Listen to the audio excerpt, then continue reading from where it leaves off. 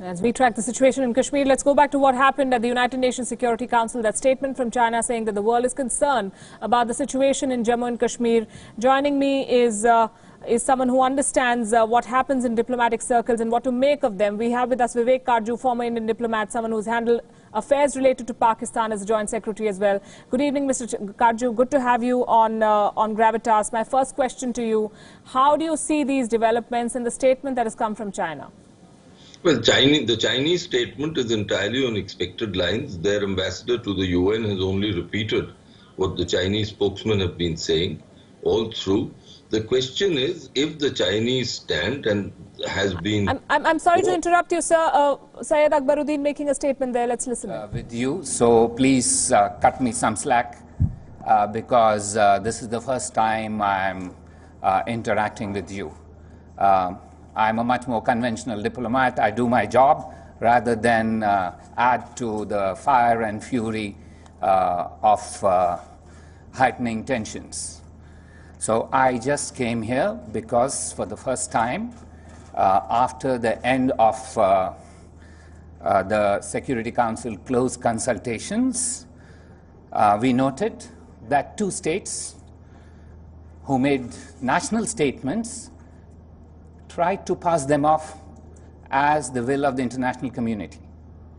But you're all nuanced and well-versed in what and how the Security Council acts. And I therefore do not need to tell you that the Security Council is a very deliberative organization, institution. It works in a very considered manner.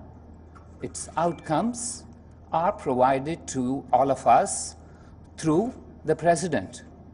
So if national statements try to masquerade as the will of the international community, I thought I will come across to you too and explain our national position. And what is that? Our national position was and remains that matters related to Article 370 of the Indian Constitution are entirely an internal matter of India. These have no external ramifications. The recent decisions taken by the government of India and our legislative bodies are intended to ensure that good governance is promoted, socio-economic development is enhanced for our people in Jammu and Kashmir and Ladakh. You are aware this morning that the Chief Secretary of the State of the Union Territory of Jammu and Kashmir announced a whole set of measures that the government is undertaking to move towards normalcy. We are gratified that the Security Council in its close consultations appreciated these efforts, acknowledged them, and indicated that this is the direction in which they would like the international community to move. We are committed to gradually removing all restrictions. You are aware of the timetable for that. Let me also tell you, since the changes internal to India have not made any difference to our external orientation, India remains committed to ensure that the situation there remains calm and peaceful.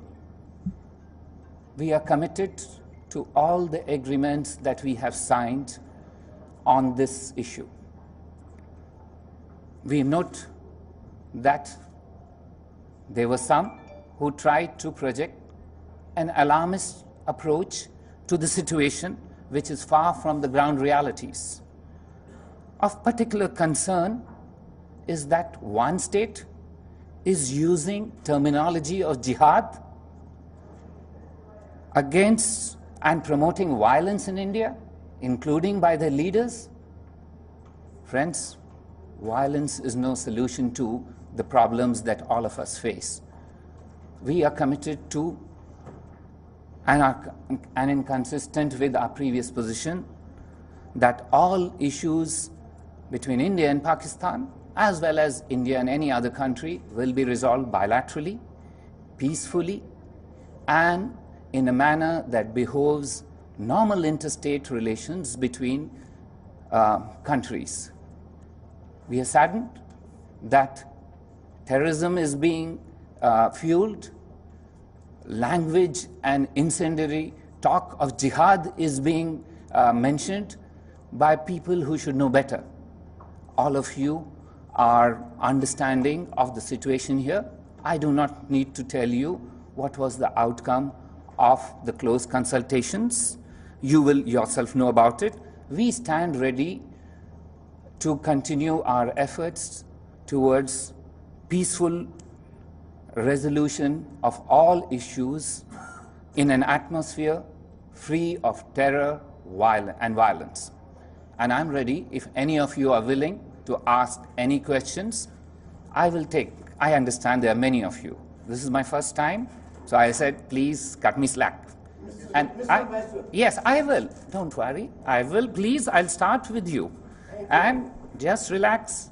I will start with you, and I will answer 5 questions, which is 5 times more than both my predecessors who came here answered. Let's start you, since you are so excited. No, I'm not excited. The only thing is the history is excited. There has been resolution on that disputed territory of Kashmir, and Article 370, fine. That could be an internal matter of you. Thank you for accepting that. No. Thank you for accepting that. That All could right, be an sir. matter. All right. Thank you.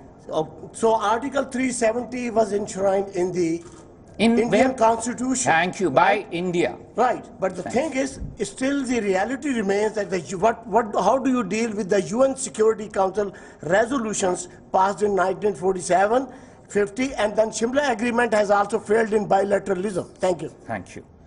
I understand your point. Your point is, how do we address this issue? The history is well known. I don't need to go back. Let us look at the last agreement that India and Pakistan signed, and that goes back to 1972.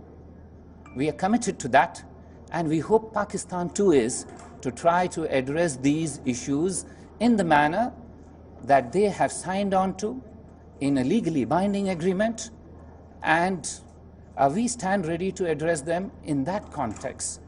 We can go back in history, but every new agreement overtakes the past. So you are very well versed, my friend. Please appreciate that I started by saying we are committed to that agreement, and we hope Pakistan too is. Because if that is so, its action don't seem to be working out with what is in that agreement. Thank you. Yes, sir, I'll answer you, please. I will answer all my friends from the South Asian continent. Thank you. Number 2. Okay, Ambassador, the fact remains, while you have said all these things, that you're willing to talk and you're ready to talk, but what has happened? The fact remains, India has steadfastly refused to have any meeting with Pakistan for one reason or another. It has been almost time immemorial. When are you going to sit down with Pakistan and have a meeting? Because, you know, and that's the reality. Thank you. Without Can the I meeting, answer? Yes, sir. Can Okay. I answer? The question is, let's be specific about questions. If your question is whether India and Pakistan has talked, let me tell you, I have been a member of many delegations to Islamabad. You're aware of that. I myself served as an Indian diplomat in Islamabad. So please understand, there are normal diplomatic ways of dealing with countries when countries deal with each other. That's the way to do it. But using terror to try and push your goals is not the way that normal states behave in. No democracy will acknowledge or accept talks when terror thrives. Stop terror to start talks. Yes, sir. Yes, sir. You wanted me? And so that you will not have any doubts that I've answered 3 Pakistani questions. Third. Yes. When will you begin a dialogue with Pakistan? So let me begin by coming across to you and shaking your hand. Yes, sir. All 3 of you. So let me tell you, we've already extended a hand of friendship by saying we are committed to similar agreement. Let us wait for a response on that from the Pakistani side. Now I go to you. Yes, ma'am. I will. I will be gender neutral. Ambassador, thank you. Amanda Price from Al Jazeera English. Yes, ma'am. Question for you. How do you respond to Pakistan's assertion that the very fact that we're having a meeting here at the Security Council means this is no longer a bilateral issue? This has been internationalized. Ma'am, you've been covering the Security Council. You are aware that in close consultations, anyone, especially parties to the dispute, can try and throw in anything for the consideration of the members of the Security Council. That's the nature of the beast. However, you have seen what's the outcome of that meeting. There is, I don't want to add further, I've repeatedly said, we are ready to address these issues in a manner that states who have normal approaches to international ties should address them. And in our case, we are committed to the similar agreement. It's now for Pakistan to make that commitment to stop terror, to start talks. Yes, ma'am. Anyone else? Ladies, yes. Yoshita. Thank you, Ambassador. After 4 questions, so that nobody thinks that I am being biased towards you. Yes, ma'am. Just before the meeting, Russia said that it favors a bilateral track between India and Pakistan on Kashmir. That's again a viewpoint of many other countries here at the UN. So again, in a way that Pakistan said that it's internationalizing the issue, but with other countries not in favor of that, how do you see this, given the fact that other countries are saying it's a bilateral issue? Here? I do not, like my predecessors, take on the responsibility of speaking for the Council. The Council has spoken. It's pretty clear. All of you are aware of what outcomes are there. I will not comment on it. Let me tell you, India's commitment to address these issues on the bilateral track has very broad acceptance globally. Anyone else?